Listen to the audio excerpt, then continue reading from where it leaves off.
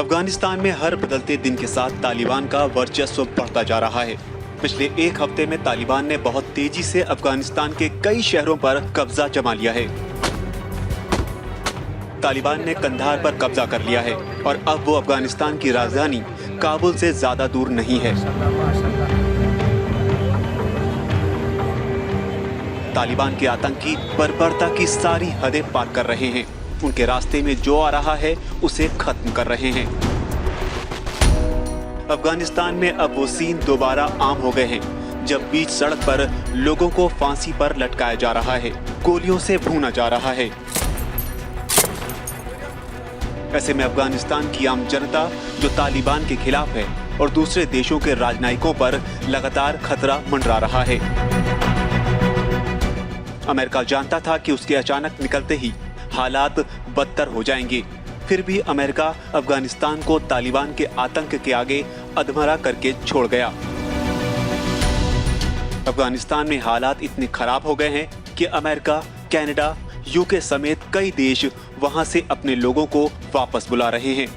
एक रिपोर्ट के मुताबिक अमेरिका अपने 3000 नए सैनिकों को काबुल हवाई अड्डे भेज रहा है ताकि अमेरिकी दूतावास को आंशिक तौर पर खाली कराने में मदद मिल सके।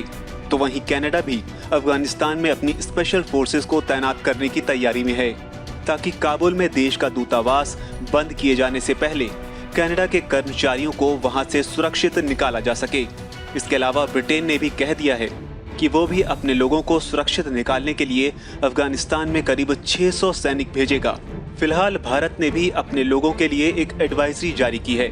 एडवाइजरी में कहा गया है कि अफगानिस्तान में रहने वाले भारतीयों को देश के अलग अलग हिस्सों से कॉमर्शियल फ्लाइट्स की जानकारी रखनी चाहिए और भारत लौटने के लिए तत्काल ट्रेवल अरेंजमेंट करने चाहिए।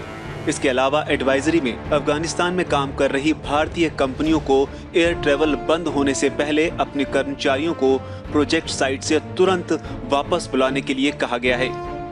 लेकिन अचानक अफगानिस्तान से सारे देशों का चले जाना क्या किसी बड़े खतरे की चेतावनी है कि अफगानिस्तान में कुछ बड़ा होने वाला है? क्योंकि जिस तरह से तालिबान का काला युग वापस आ रहा है उसे अब कोई चमत्कार ही बचा सकता है।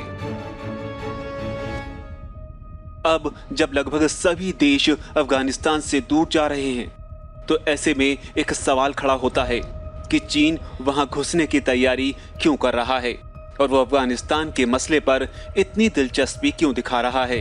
दरअसल अमेरिका के अफगानिस्तान से अचानक जाने के बाद से वहां एक वैक्यूम आ गया है जिसे भरने में चीन लगा हुआ है।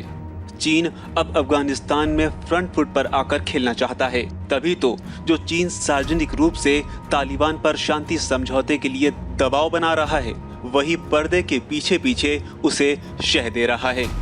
इतना ही नहीं, अगर यूएस न्यूज की रिपोर्ट की माने तो अगर तालिबान अफगानिस्तान पर कब्जा करने में सफल हो जाता है तो चीन उसे मान्यता देने को तैयार खड़ा है। यही नहीं, अफगानिस्तान में अगर स्थिरता आती है तो इसका पूरा फायदा चीन उठाएगा क्योंकि उसे वहां के $1 ट्रिलियन से ज्यादा की प्राकृतिक संसाधन मिल जाएंगे। एक रिपोर्ट की माने तो चीन की अफगानिस्तान के आर्थिक संसाधनों में रुचि काफी बढ़ गई है। यही कारण है कि वो अफगानिस्तान सीमा तक अपने रोड के निर्माण को तेज करना चाहता है। चीन की नजर अफगान खदानों पर है जहां पर सोना, तांबा और कई दुर्लभ धातुएं छिपी हुई हैं। इसके अलावा अफगानिस्तान वो जगह है जहां से एशिया, यूरोप और अफ्रीका पर नजर रखी जा सकती है। इसलिए हमेशा से अफगानिस्तान पर हर महाशक्ति अपना दबदबा चाहती रही है।